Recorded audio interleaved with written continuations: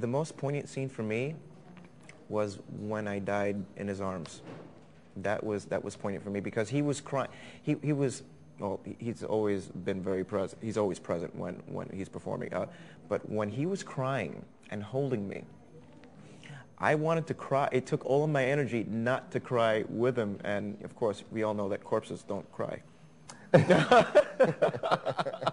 So it was poignant for me. That was a very, it was a deep day. And also, I believe it was also my last day. Yeah, it was my last day too. Yeah, I rapped that day. So that's a scene that was actually never played on stage. You know, you never saw Angel in the hospital. You never saw what it looks like for somebody with AIDS, you know, before they expire. We never saw that on stage, you know. Through the magic of theater, it just happened. We actually see Angel slip away, so, you know, I was immersed in it while we were filming it, so, you know, it was very hard to have any perspective on it. But the truth of the matter is, when I finally did see it on the screen, I realized that, wow, I forgot that, you know, that's what happens. You know, that's how, you know, someone with that disease would expire, and it's really kind of hard to watch, you know. They were all, I remember every moment of it, they were all really, really amazing. We had this emotional week where they kind of lined up all of our emotional scenes in 1 week, and we're like, God, we're going to be sobbing for a week. So the first day of that, just kind of getting into that mode was like, really, we just really kind of like really bonded that day. It was the day of the funeral. The funeral was easy. By the time we got to that, we had already been through the cemetery the first day.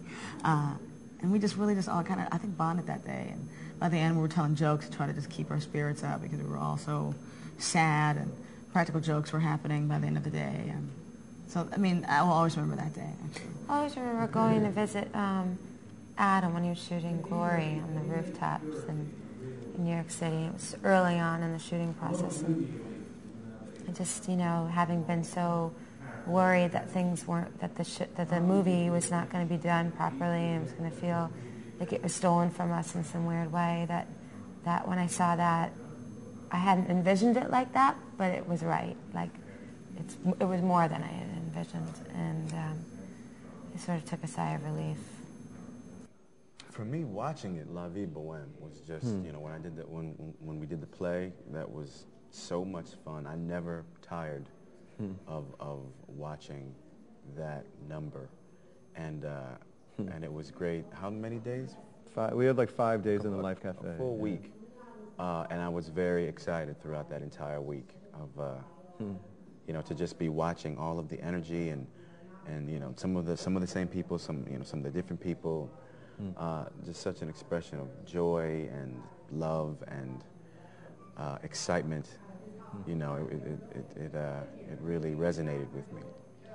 There was we had to do the finale and the Your Eyes / finale. Like, it was about 3 days, I guess, because of all the different angles we had to shoot it, and that was very. Watching Adam and Rosario, I mean, essentially the four of us in that scene, you know, Tracy, Adina, Jesse, and I are just off to the side the whole time watching, and Adam and Rosario had to go through that 3 days straight, and by virtue of watching them having to do that, and what it required, the place that they had to go for 13 hours every day for 3 days straight, was incredibly impressive and very moving to see.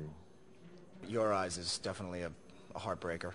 The I'll Cover You reprise, I think, for all of us was just such a moving experience to be there that day and be involved in that scene, and to watch Jesse perform that song, and, you know, I'll never forget it, and I'll be able to use it forever as you know, inspiration for other scenes that I may have to do in the future, and, you know, sort of go back and refer to that, you know, in my memory.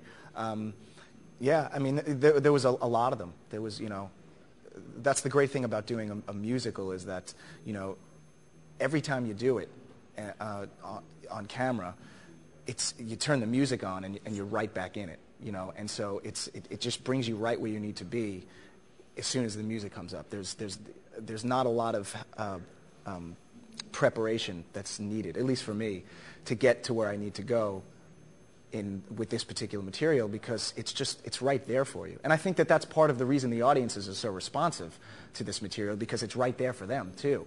And so I think we're tapping into that same thing that the audience is tapping into, and we're just the ones who have to perform it. But I think it's the same emotion that the audience is getting from it that we're using to tap in to actually do the performance. You know, La Vie Boheme is my favorite song of all of them, that just of performing and just being a part of. And we shot that over a week, and that was just really, it's emotional just because it's such a celebration. I love taking that side of it. You know, I love being able to just articulate so clearly, like, this is who I stand, what I stand for, and these are the people that I champion, and this is the life that I celebrate. I'm not going to look at the negative side of it. I'm going to look at the positive, you know, and I have plenty of support in that space because it has existed, even though people have, and those people have all struggled for it as well, and it's worth the struggle, you know, so there's something so powerful about that.